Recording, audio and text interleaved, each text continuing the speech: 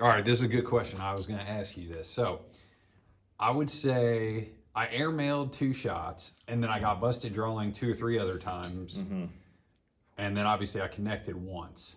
Yeah. What do you think is like the biggest takeaway for like a guy going year 2 or has missed a few animals now with the stick I mean, to make it happen? the only way is you got to just keep shooting at deer, because if you've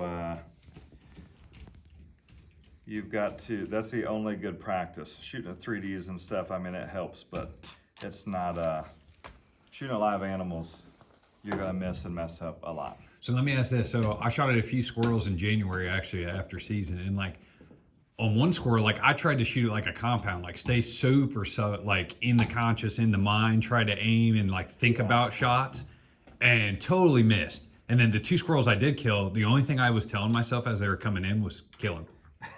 Yeah. Do you kind of like go to not autopilot, but almost like a guy playing basketball where he's not thinking about his elbow position mid game? I mean, instincts usually kick in pretty quick. So, I mean, if I have time and everything's really relaxed, I try to talk myself through it under my breath. Okay. But you know, heat of the moment, I've shot at deer that have trotting through, and I'm at full draw before I know it, and then all of a sudden I'm grunting to stop them.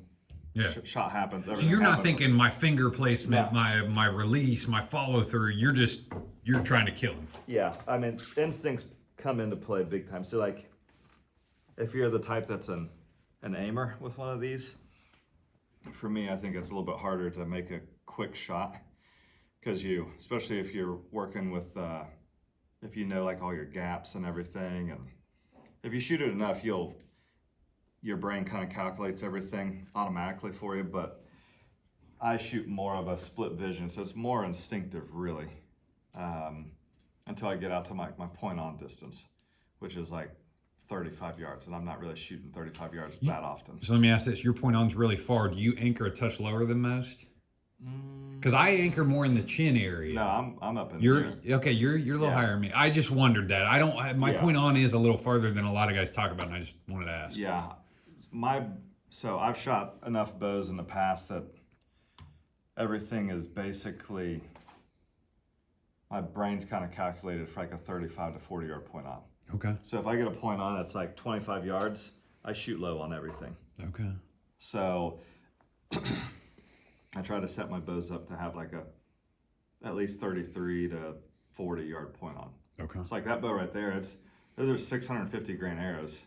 Okay. Which is heavier than what I normally use, but my point on is still 34 yards. Okay. So, and I didn't really lose hardly any feet per second. Not that that really matters, but like I said, if I get a bow that's a 25 yard point on or somewhere in the low 20s, I always shoot low. Yeah. What would you say your ideal, like, if you could just have the golden setup, like the water hole I just described? Yeah. Do you want them 10 yards, 12 yards? Is there a sweet spot for you? So probably like 15 yards. You like them just a touch farther? Yeah, like anything inside 20 is Okay. fine. But like that deer on the left over there, I shot him at 38 yards, and I didn't realize it. Okay. So I didn't realize he was that far until after I shot. Okay. I just knew the buck, knew it was probably my only opportunity, and I didn't think twice. I stopped him, made a good shot, and then I realized how far it was, and walked down to the arrow and ranged my tree later, and was like, holy crap, it's 38 yards.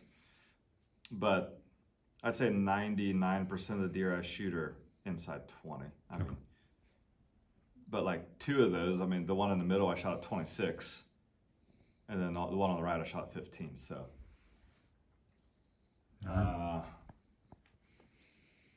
basically the last few years I've taken some longer shots than, not out of my comfort range, but I probably shouldn't have taken them.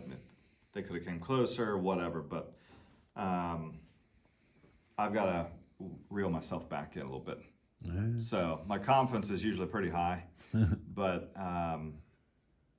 and I usually set up for like a 15, 20 yard shot, ideally, or in. Okay.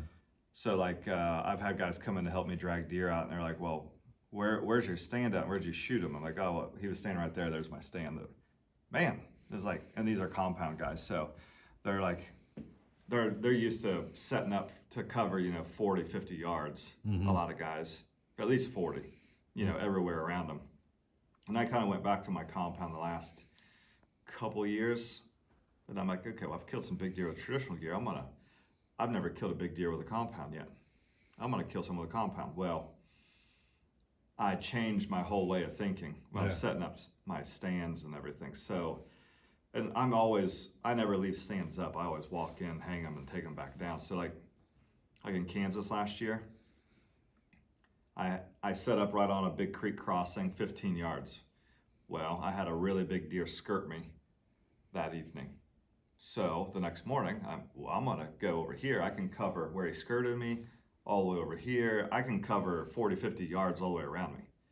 Well, what do you think the deer did the next morning? He took that main He drive. took, it had been a 15-yard shot. Instead, it was 40, and he winded me while I was at full draw. Dude. It was like a 170-inch 10-point. Okay. So, I think I'm gonna, like I said, the last couple of years, I've messed around with the compound way more than I ever have. And I think I'm gonna try to go back to the original ways I usually hunt, and I just set up a lot different. Okay. So like I'm setting up on the X instead of. Yeah, you got to be on the X. Yeah, I'm setting up exactly where I think the deer is gonna be instead of like, well, I'm gonna set up over here because I can shoot that, but I can also shoot over here if he skirts me over here. So I'm putting all my eggs in one basket and banking on, this 20-yard radius here instead of trying to cover a 50-yard radius. So, but yeah, when it comes to shooting a deer, it's just, most of the times when I miss, I realize I just am looking at the whole animal. I'm not picking a tiny little spot. Okay. So, and I've done it plenty of times. I've missed a lot. Okay. So, I'm just looking for that little tuft of hair or a little odd spot on their body behind the shoulder somewhere that I can really, really focus on. Because like, if you're shooting at like something small in your yard with a blunt point or something, you're looking at, even a baseball, you're looking at a spot that big. Well, if you miss it, you usually miss by, that much. It's gonna kill a deer every time. Yeah.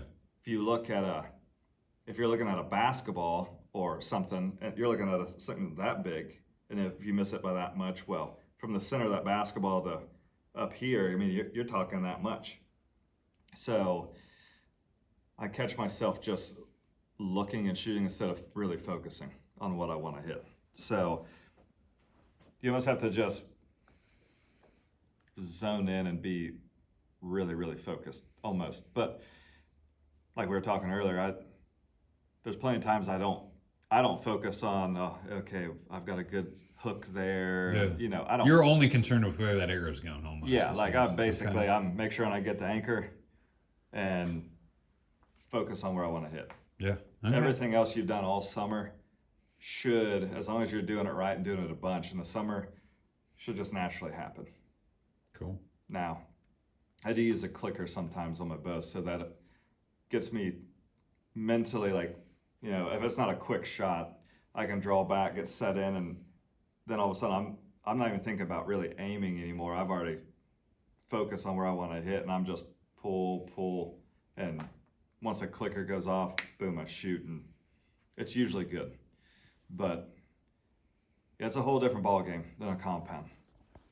That's perfect.